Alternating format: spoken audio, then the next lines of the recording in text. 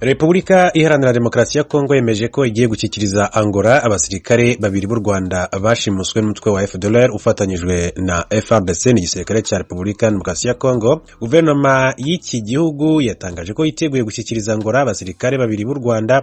Igisirikare cya FARDC giherutse gushimutira ku mupaka ugabanya ibihugu byombi. Abo basirikare ni Koporo Nkundabagenzi Elize na Piti Ntwari Gade bafashwe na FDLR bari ku burinzi ku mupaka uhana imbibi n'ibihugu byombi. FARDC yabashinje ko bari barenze imbibi bambuka bagiye gufasha M23 mu rugamba ihanganyemo n'icyo gisirikare, aho ngo bari mu birometero 20 uvuye ku butaka bw'u Rwanda.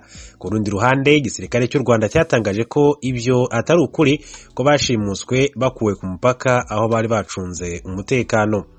Minisitiri w'intebe wungirije akaba na minisitiri w'ububanyi n'amahanga wa Repubulika Iharanira Demokarasi ya Kongo Christophe Rutundura yabwiye RFI ko ni radio mpuzamahanga y'Abafaransa ko igihugu cye cyiteguye kubashyikiriza Angola nk'umuhuza mu rwego rwo kwirinda umwuka mubi ukomeje hagati y'ibihugu byombi. Yagize ati Kinshasa yafashe inzira yo kugana umuhuza ariwe Perezida Lourenço wa Angola. Ntabwo twatesha agaciro rero iyo nzira, tugiye gushyikiriza abo basirikare umuhuza, tukaba dukeka ko nawe azavanamo isomo ry'icyo kimenyetso cy'uko dushaka amahoro. Christophe Rutundura yavuze ko kuri bo gutanga abo basirikare ari ngombwa kugira ngo berekane ko Kongo itagamije intambara. Ati ni ingenzi kandi kuko u Rwanda ruvuga ko nta kosa rufite, abanyamakosa ngo nitwe, nyamara bari abasirikare n'abanyarwanda.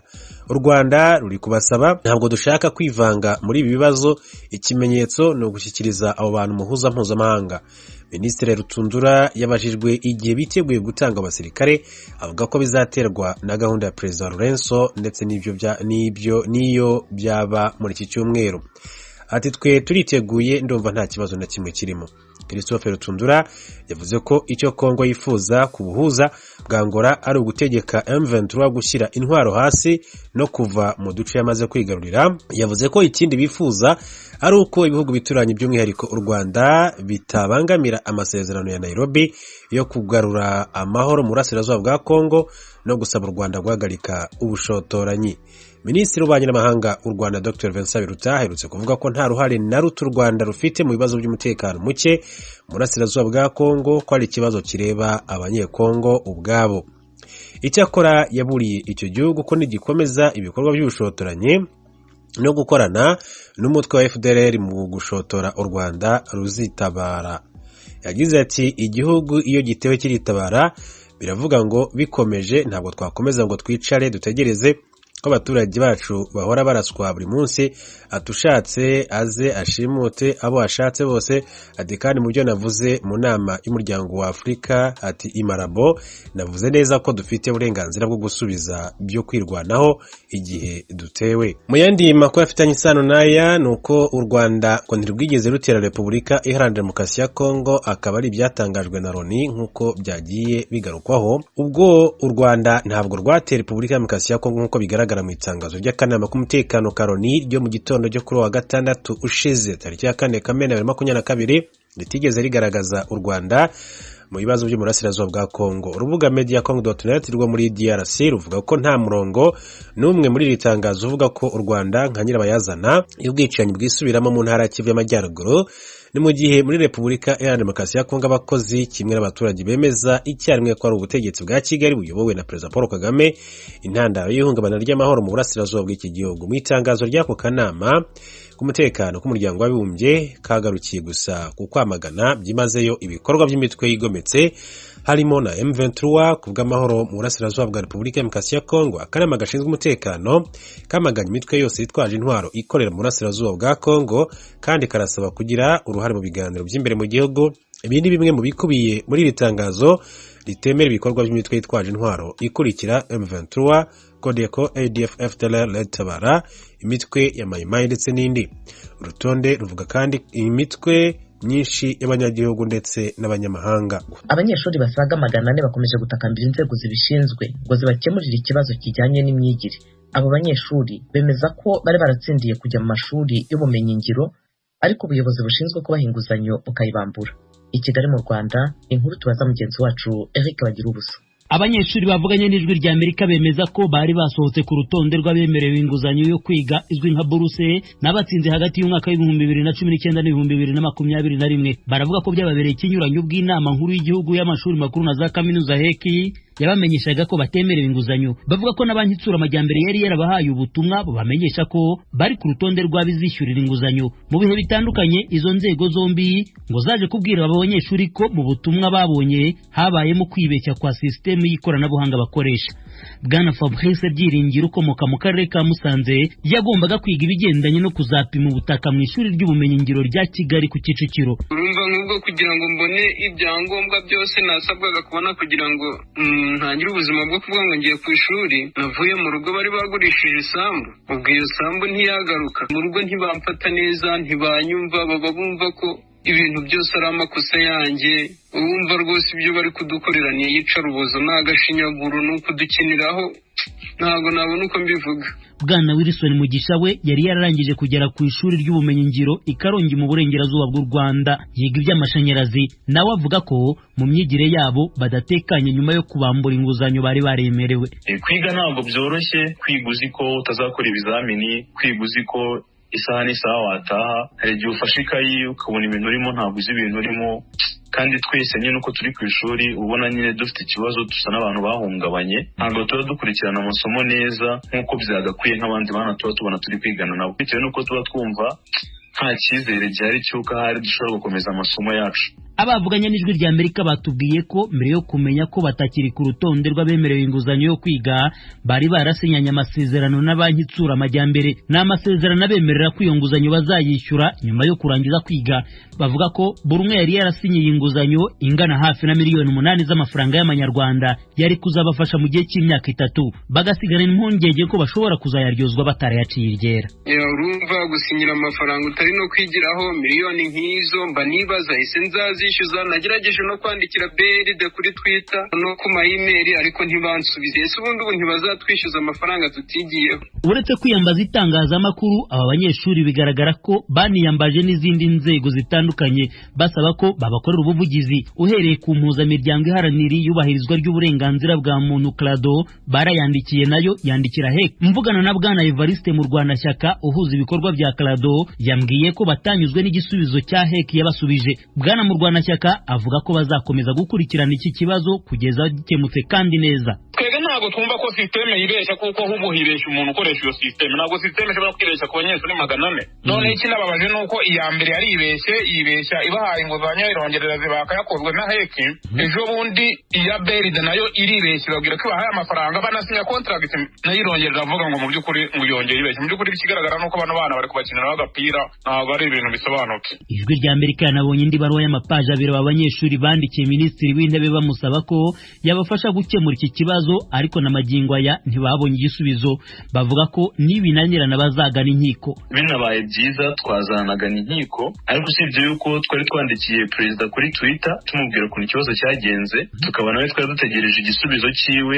Bari gushira nk'icyumweru tumwandikiye, ntabwo tuzi wenda niba ubutumwa bwacu yarabubonye, ariko twe twanataginzeho bari abayobozi bandi. Byibuze dufite icyizere cy'uko wenda perezida nabona ubutumwa bwacu, ko turabona tudashidikanya ko kino kibazo cyacu ashobora kuba atanakizi. Byibuze we niyo waduha igisubizo tukumva turanyuzwe. Twashatse kumenya iby'iki kibazo tunyuze mu buyobozi bwa BRD, ariko badusaba ko twavugisha HEC kuko kuri bo nibyo byiza. Madame Rose Mukankomeje utegeka inama nkuru y'igihugu y'amashuri makuru na za kaminuza tumuhamagara yatubwiye ko yari mu nama ari butuvugishe. Ntacyo yasubije ku butumwa bugufi bumumenyesha icyo tumushakira. Nyuma mu nshuro twamuhamagaye ntiyitabye. Gusa mwibaruwa isubiza CLADO ahakana ibivugwa n'abanyeshuri byose, avuga ko abemeza ko bari baremerewe inguzanyo binyuranye n'ukuri, kuko urutonde rw'abemerewe rwatangarijwe ku gihe. Ikindi avuga nuko hari abanyeshuri binjiye muri system batabyemerewe n'amategeko, icyafatwa nko kuyihakinga bikagaragara ko bemerewe iyo nguzanyo kandi bitari ukuri. Mukankomeje mwibaruwa ye asoza avuga ko uyu mwaka n'abari bemereye inguzanyo batayibonye bose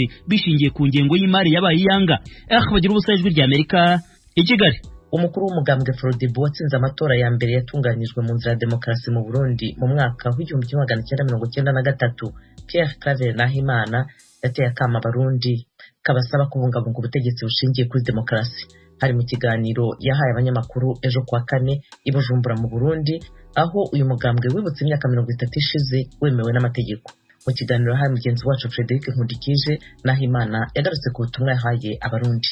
Ubutumwa dufise nubwo kusaba abarundi yuko intsinzi ya demokarasi yinjiye mu Burundi mu 1993 nuko abarundi bokwama iyo ntsinzi bakayigumya mu minwe, kubera kuko imbere yaho turazi twese yuko ibi turimo by'imigambwe myinshi by'amatora by'agateakazi na muntu gukora kw'ibwirizwa shingiro yemera imigambwe myinshi, ibi byerekeye abanyamakuru ibinyamakuru byamaze kuba byinshi mu gihugu, byaba byigenga byaba bya leta ndetse n'ibindi byinshi, ibyo imbere nta byari bihari. Rero byarahaje kubera iyo ntsinzi ya Sawanya-Frodebu.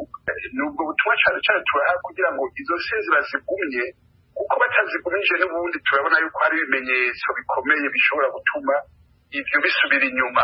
Baheze imyaka 30 nk'uko mubivuze umugambwe Frodebu wemewe gukora, hakaba haheze imyaka 29 uyu mugambwe utakaje ubutegetsi.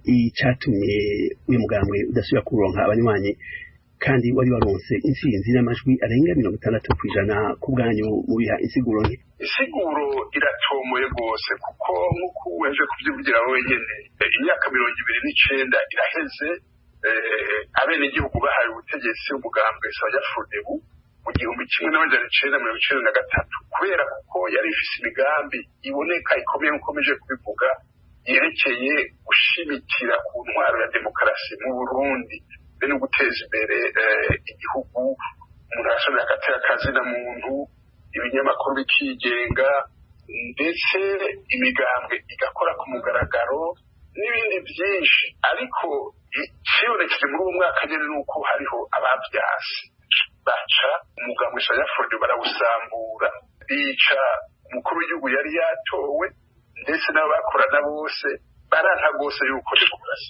ija mu Burundi. Ivyo vyaribonekeje. Icyaciye gikurikira ni ingwano twagiye turabona nyinshi zagiye zirabisikanya mu Burundi.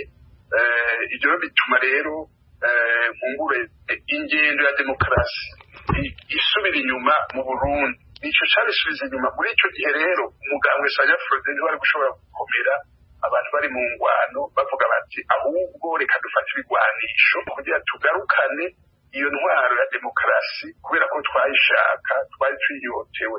Hari akizero ko umugambwe Frodebu uzosubira ukiyungunganya ukagira amajwi abereye amatora aherutse. Uyu mugambwe ntiwitwaye neza kandi murazi ko muri uyu mugambwe hari imice myinshi cyane rwose umugambi umufise kugira ngo musubire kuba umugambwe ukomeye nk'uko byari bimeze muri 1993 n'iyi. Rero harageze yuko umugambwe Sawanya-Frodebu ukora ibishoboka byose kugira wiyubure, ugire amaprograme yandi akomeye mugashigikiye kukaranga k'umugambwe Sawanya-Frodebu. Mugabo dukore amaprograme ajanye n'ibihe tugezemo, kuko imyaka 30 iheze ni ngombwa. Ubu ibintu byarahindutse. Turi rero mu byo twita audit y'umugambwe, evaluation y'umugambwe imyaka 30 iheze, niho tuja dusohora amaprograme meza atomoye. Twizera yuko abanyagihugu mu minsi izoza, mu myaka izoza, bazoza baratora umugambwe werekanye programe nziza, batazotora imigambwe kubera abafise ibigwanisho canke bariya bagira bati twe turafise ibigwanisho bisumba ivy'abandi, turi mu ngwano ca turagize gute. Twifuza ko igihugu cacu mu minsi iza abanyagihugu kugira demokarasi ikomere